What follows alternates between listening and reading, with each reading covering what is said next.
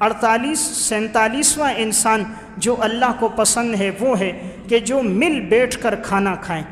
اکٹھے ہو کر جس گھر میں کھانا کھایا جائے، اکٹھے ہو کر جو ایک دسترخوان پہ کھانا کھائیں، اللہ کو وہ پسند ہے۔ نبی اکرم صلی اللہ علیہ وسلم نے فرمایا احب الطعام الی اللہ ما کثرت علیہ الایدی، اللہ کے ہاں پسندیدہ کھانا وہ ہے کہ جس میں ہاتھ زیادہ ہوں۔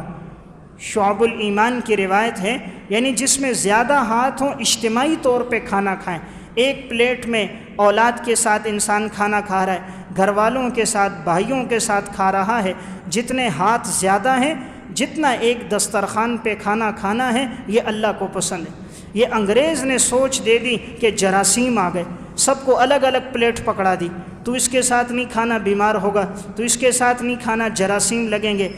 دین یہ نہیں کہتا جراثیم ہے، اجتماعی کھایا جائے، سنت پر عمل ہوگا، انشاءاللہ اللہ رب العزت کے ہاں وہ پسندیدہ انسان بنے گا۔